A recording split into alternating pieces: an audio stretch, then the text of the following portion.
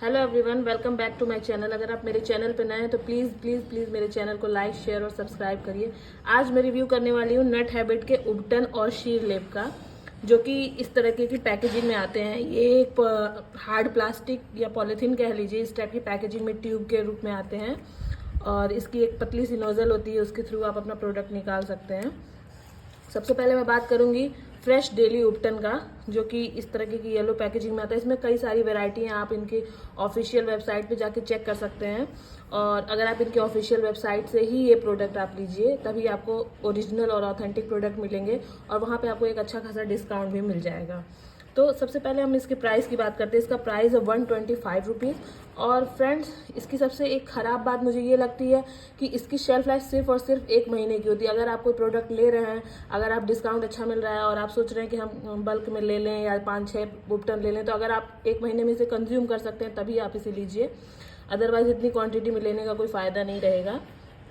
तो इसकी प्राइस है 125 रुपीज़ और इसकी use with in 30 days of manufacture, यानी कि ये सिर्फ और सिर्फ 30 डेज ही चलेगा। इसकी 1 मंथ ही सेल्फ लाइफ होती है।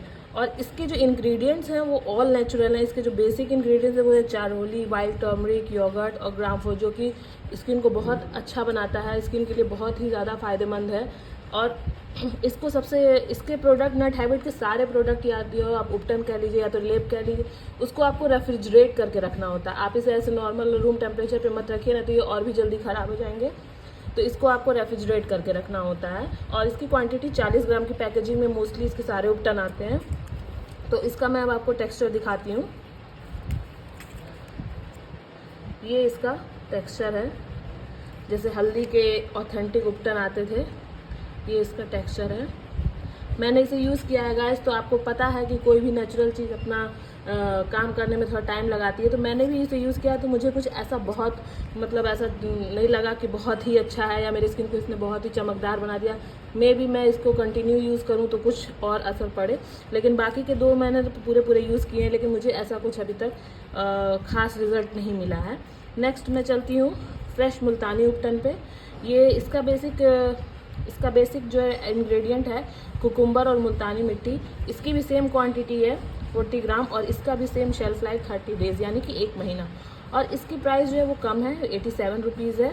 और इसके जो सारे इंग्रेडिएंट्स हैं वो नेचुरल हैं।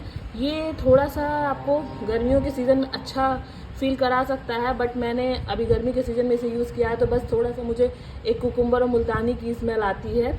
बाकी मैंने इसको अपने फेस पे लगाया तो मुझे ऐसा कोई खास इफेक्ट अभी तक तो नहीं दिखा, जबकि मैं ऑलमोस्ट इसे फिनिश कर चुकी हूँ। सिर्फ 1 या 2 बार का है, आप देख सकते हैं।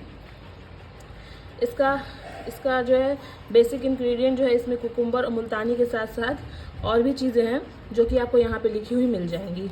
और इसे आप 1 हफ्ते में, इन तीनों को आप 1 हफ्ते में 2 से 3 बार इस्तेमाल कर सकते हैं। 10 से 15 मिनट तक रख सकते हैं। ड्राई करके आप ठंडे पानी से वॉश कर दीजिए और कुछ नहीं करना। और इसको भी आपको रेफ्रिजरेट करके रखना है। तो ये हुआ फ्रेश मुल्तानी उबटन का रिव्यू। और अब मैं इसका टेक्सचर दिखाती हूँ। ये खीरे और मुल्तानी का टेक्सचर देता है, कुछ लाइट येलो कलर का, जैसा कि आप मुल्तानी मिट्टी यूज़ करते हैं, कुछ उस टाइप का है। तो ये भी मैंने इसे भी ऑलमोस्ट यूज़ कर लिया है, लेकिन मुझे अभी तक इसका कोई बहुत अच्छा रिस्पॉन्स या रिजल्ट नहीं लगा है।